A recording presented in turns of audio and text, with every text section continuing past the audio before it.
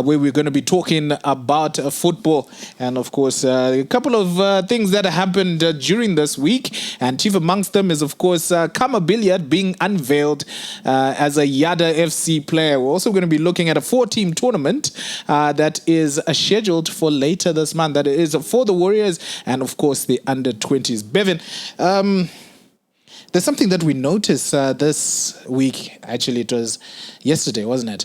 Something that hasn't really happened in Zimbabwe. I don't remember the last time we had a player.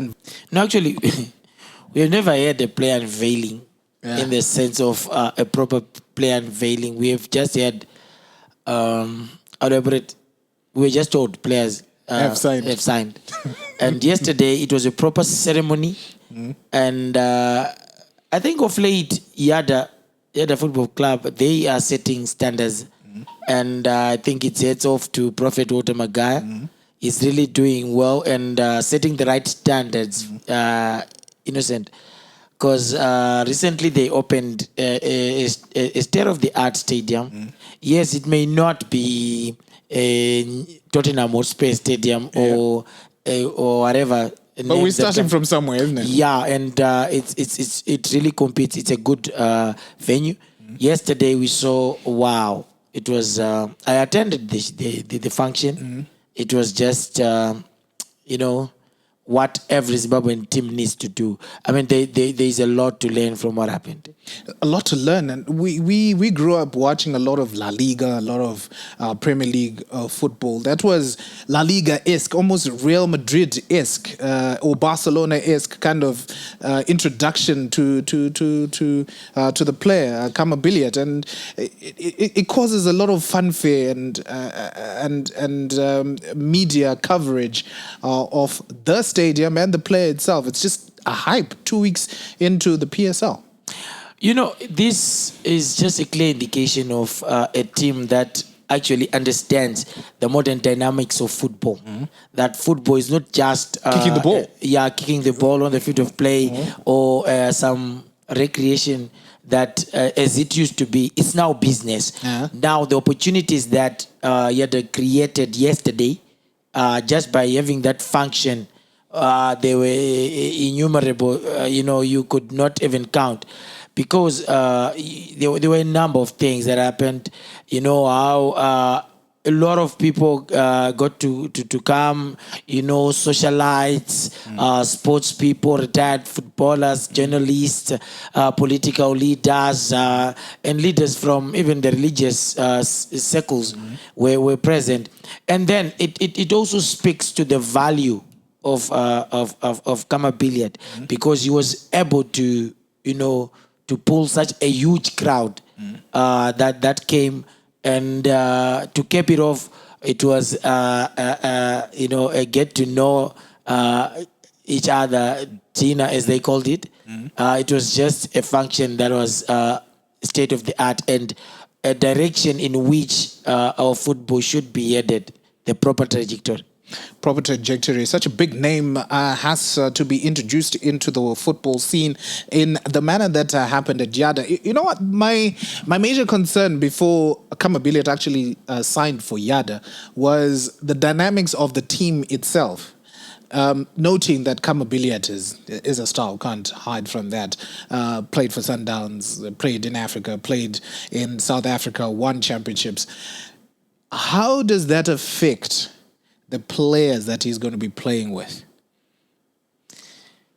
Well, it depends from which perspective one is taking it, Innocent. Because you take it from a learning curve perspective, the players will learn a lot. He brings with him a wealth of experience. He brings with him high standards. This is a person who has played football at the highest level in Africa. Remember, this is a person who was first runner-up of African Footballer of the Year. Yeah. So you are talking of a certain somebody who comes highly recommended. So it is upon the players that are at Yadah to learn from the guy. Yeah, it's not like they're going to have him for forever. But it's a period. It's a blessing. It's a privilege and an honor for those boys to be able to play alongside Khama Billiat. They will learn a lot if egos, if pride and everything does not come into play from them. I'll give you an example from the international scene. When Cristiano Ronaldo rejoined Manchester United, he was literally a whale in a fish pond, as is similar to what Khama Billiat is actually. But there were players that took a cue from his work ethic, and there is evidence of the impact and the rub-offs that they got from what he was doing. One of which is Diogo Dalot. Not only him, Garnacho as well. Eh? Yes, their work ethic improved. They saw what Cristiano Ronaldo was doing, and they realized for them to at least get somewhere near where you got to, they had to adopt the same way of doing things. And today, I'll tell you, one of the best performers this season for Manchester United is Diogo Dalot. Yeah. Because he adopted that work ethic. And even Cristiano Ronaldo himself commended the player to say the young man is working, and one day he's going to be a future big star. So should he continue in that trajectory, he's going to do that. So the other players can take a cue from that and to say, if we're going to make names for ourselves, we need to adopt the similar ethic that Khama Billiat has. And I think now he's at a stage whereby he can give them a thing or two in terms of advice to say, if you are to get to where I got, you take this route and avoid these mistakes. Because if you do this, you're going to fall into these pitfalls. But if you're going to, to succeed and have a long career at the top, this is the way to go. Yeah, a way to go. But, in every setup, there are those that take the positives and, of course, those, like you said, who've got egos. How does the manager handle all of that? Manager in the context of the coach? Coach, yes. Wow. I will not lie. That's going to be a Herculean task. It's a mammoth task because this is a player that comes with how do I put it? He's tough to manage in the sense that he brings with him clout. If just his unveiling could pull a crowd of, I would put it around over 1,000 people, 1,000 to 2,000. If his unveiling could do that, imagine what happens when you have to manage him. Because even the contract itself, the salary itself speaks volumes. I think it's one of those rare times where we're literally going to have the player earning more than the manager in Zimbabwe. So these are big personalities that you have to manage. You have to acquire the skill how to manage that if player. You are able to handle the ego, because success at that level brings with it a bit of ego. So if you're able to then manage that, you are going to get the best out of him. You don't want to sort of stifle or to bruise the ego, because naturally you're going to have a problem, because he brings with him commercial value to the club. So you've got to know how to navigate the terrain, and it's not going to be an easy job. Having such a mega He's star. going to have to call Ferguson and find out how he handled Roy Keane. Yeah, but now I understand that they have two different attitudes towards football, but kind of big star mentality, that's what they have, isn't it? Very true. But now the Ferguson way can be a bit problematic for one reason. Yeah. Ferguson had the clout. Ferguson was literally Manchester United. He had all the power. Now, Coach Ruzive, he has to, to first get to that level. So it's going to be... There's a question that will always be asked.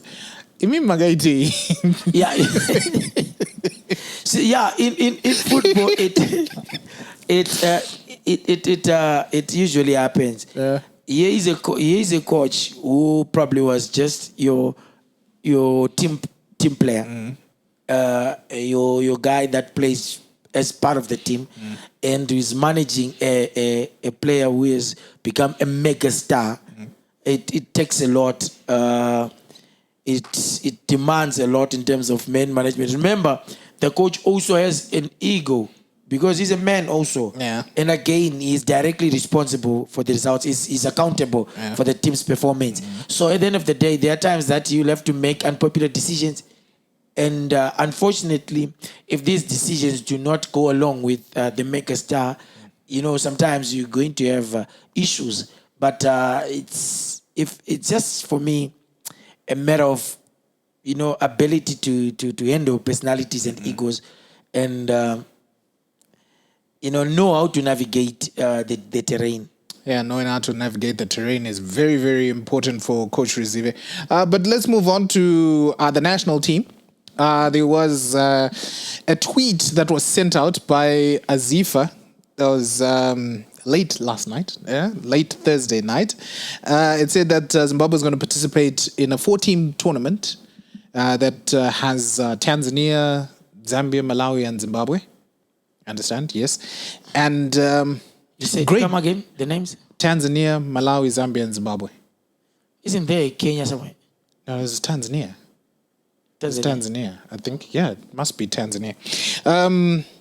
Great initiative. This 4-team tournament is going to be,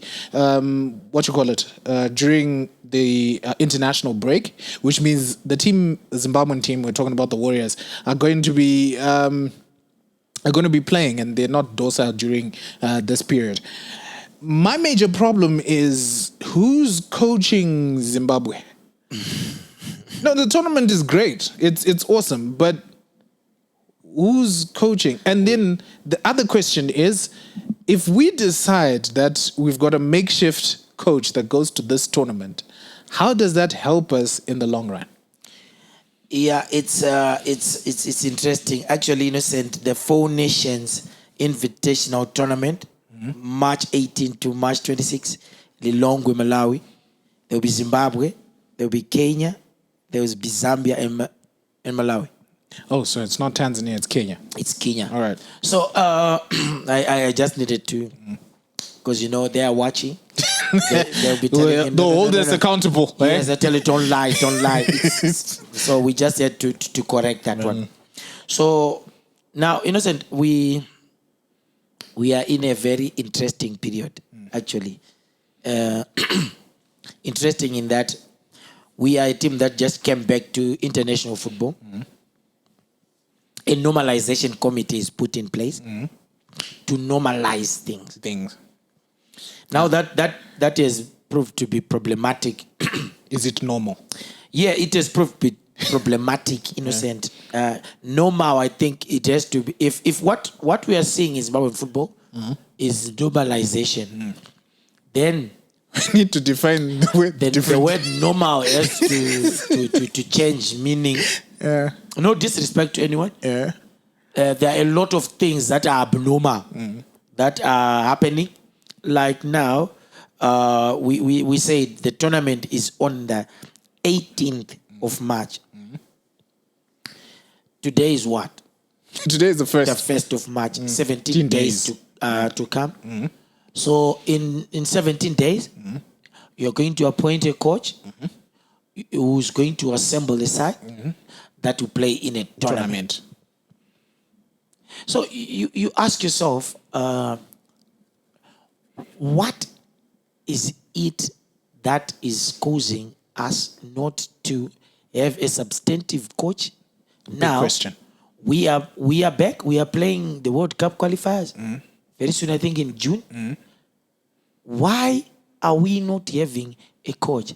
These guys, the normalization committee, they are doing themselves, going into areas that probably are outside their jurisdiction. For example, they are coming to the Eastern region issue, whereby there is a standoff. Nobody knows who's going to be participating in the Premier Soccer League. And it's on the 9th, isn't it? 8 days before, You get it? And you're talking of, them coming in after a decision was made. Bikita Minerals were preparing to play and participate in the Kasolaga Premier Soccer League this season. These guys, the Normalization Committee, saw something and they came in, destabilized it. They then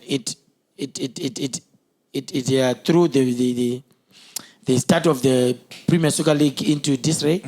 Then from there, you have them now. They have got the first instance body going around the country now, looking for stadium. Establishing whether stadia is in the right condition for it to host or the Kasolaga Premier Soccer League.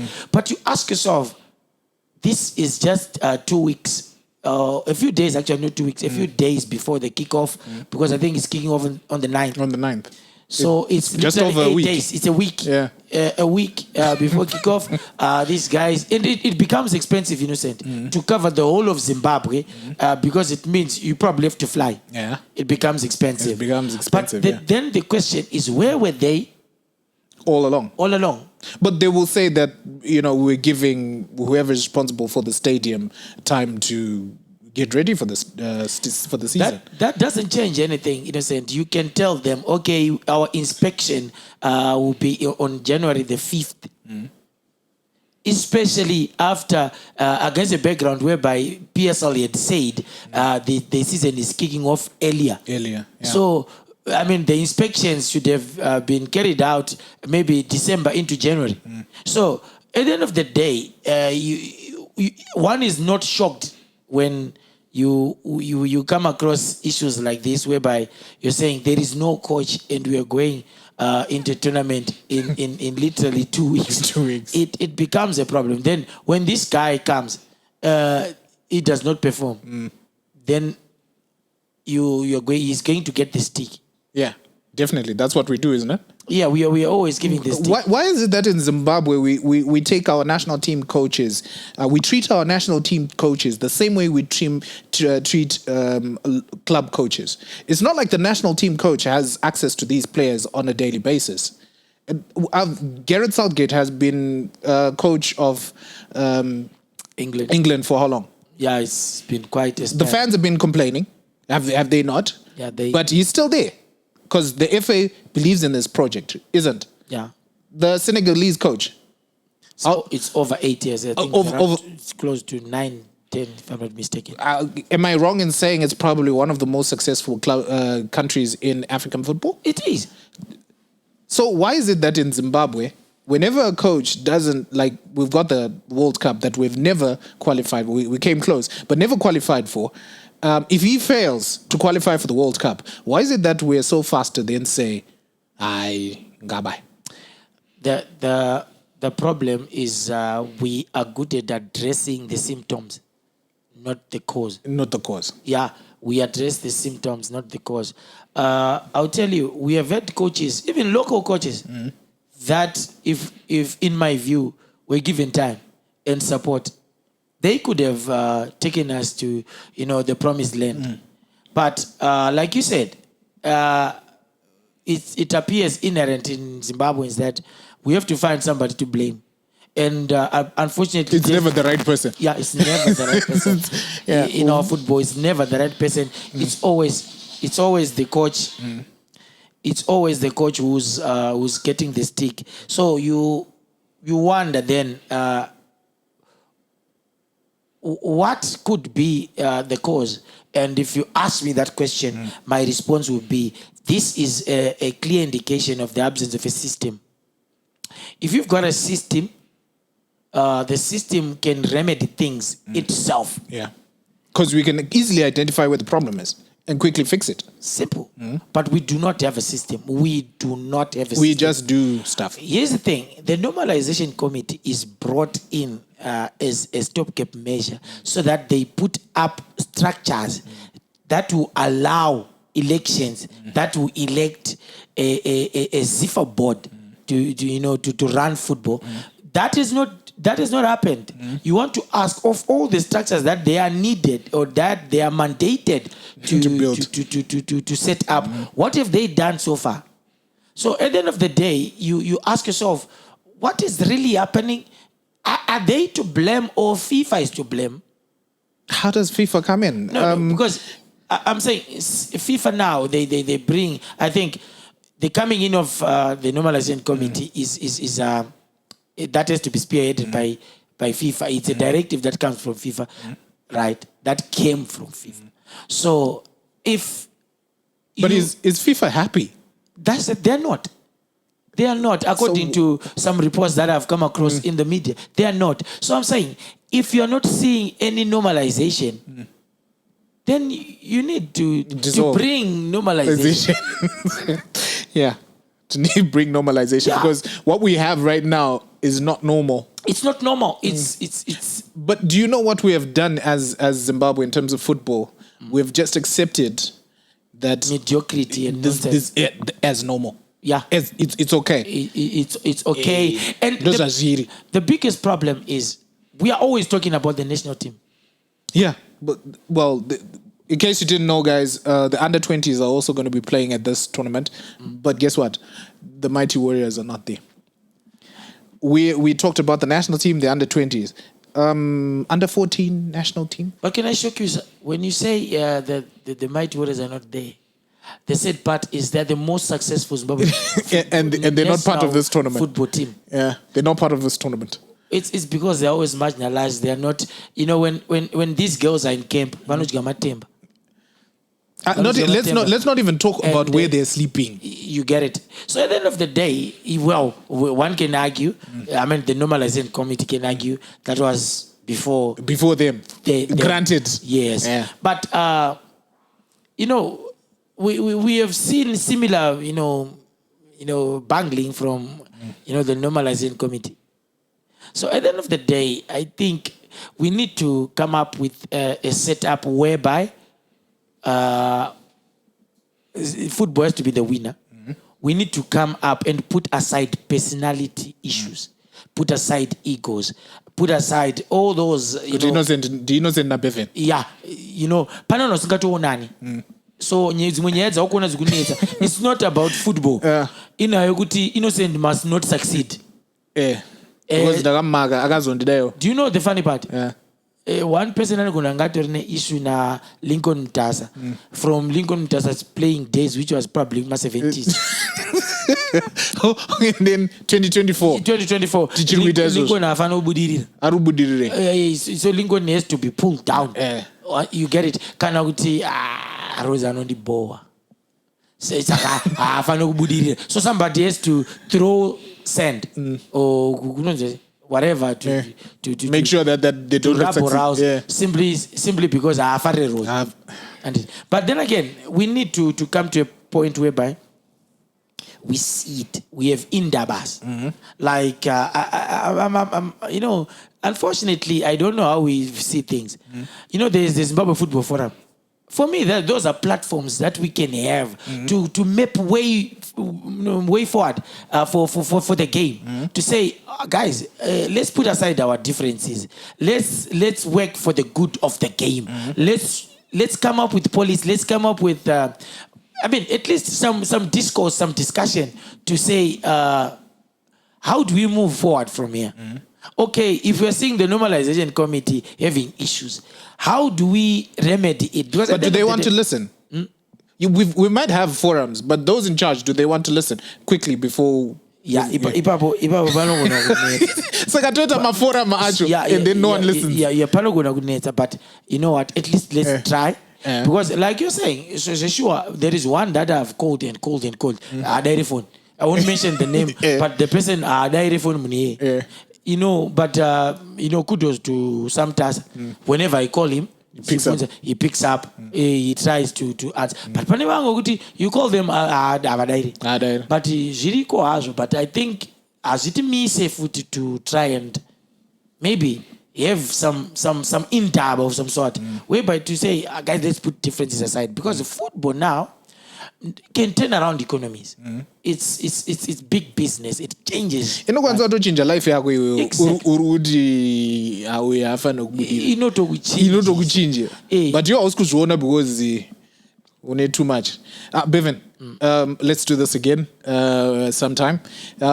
Yes, today we talked about Yadah and the unveiling of Khama Billiat. We also talked about the Normalization Committee and the tournament that will be on from the 18th to the 26th of March, and that will feature Kenya, Zambia, Malawi, and Zimbabwe during the international break. So thank you guys for joining us. Please, if you got your views and comments, please go to the comment section and just tell us what you think about the topics that we had here on this podcast, and tell us how we can improve this podcast to suit you.